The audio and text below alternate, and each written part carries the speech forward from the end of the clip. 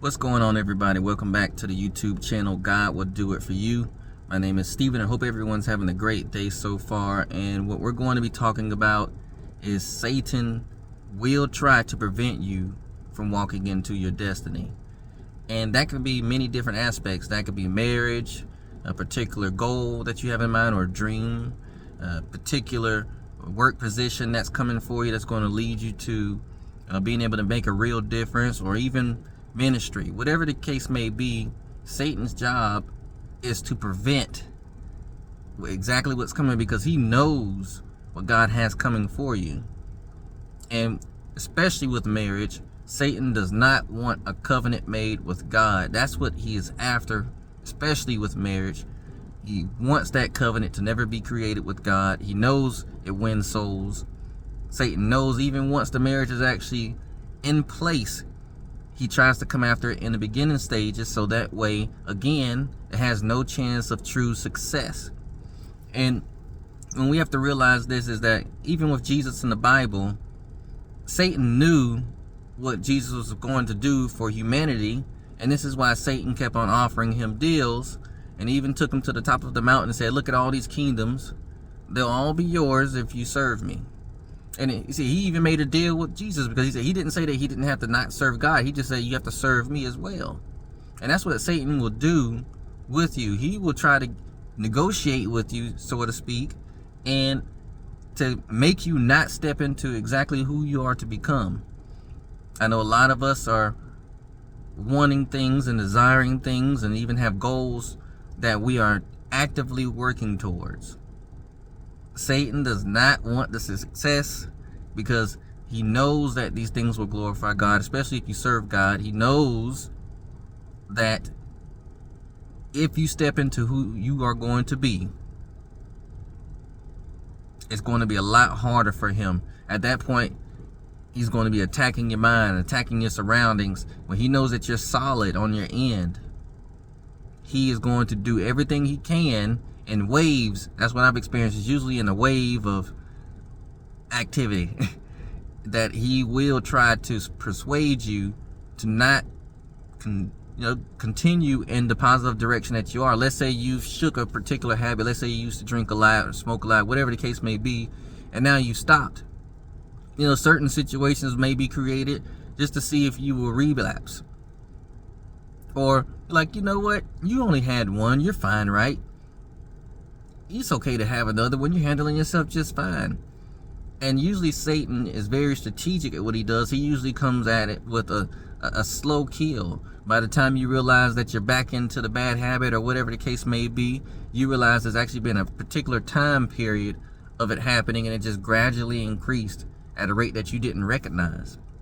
We have to be attentive, as it says in the Bible, sober-minded, vigilant, because Satan does walk around like a prowling lion, seeking who he can devour, because his job and objective is to steal, kill, and destroy. So steal means take the credit from God, kill, which means could take your life, or kill your dreams, goals, aspirations, your chances of marriage, and destroy marriage, goals, dreams, aspirations, your mind, your life. That's his job. Nothing positive that we want.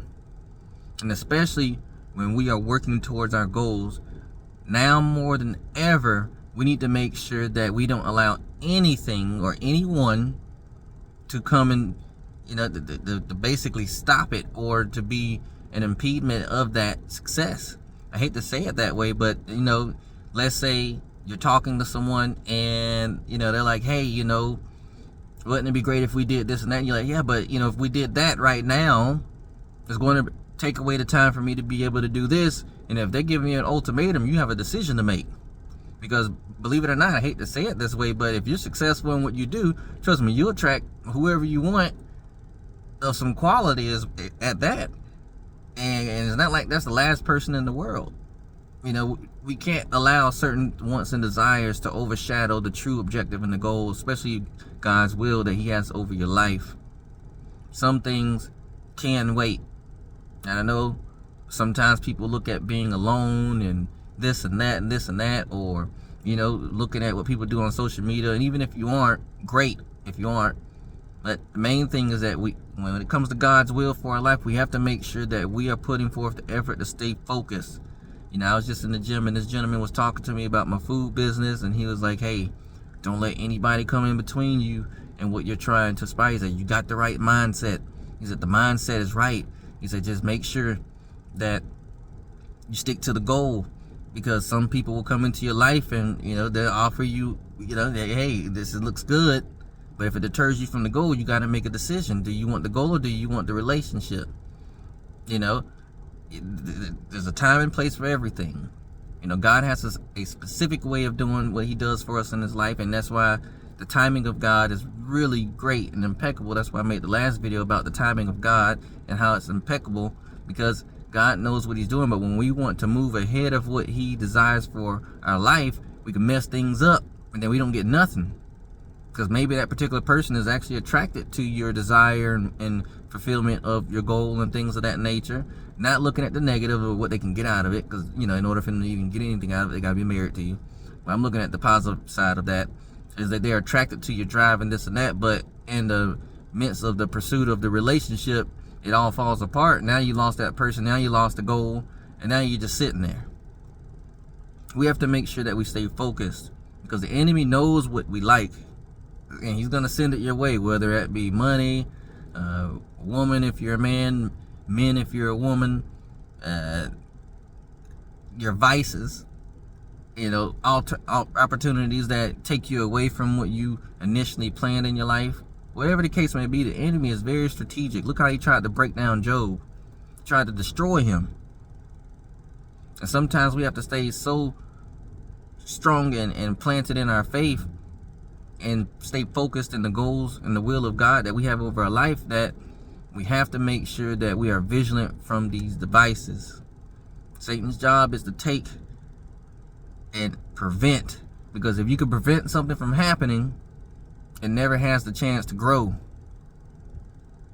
It never has the chance to grow. But if it's already growing, now that you actually seen some of the success from it, it's going to be that much harder for him to dissolve it, because now he's like, well, they've went through the work. They're starting to see the fruits of their labor, or the success of being married and this and that is going to be that much harder.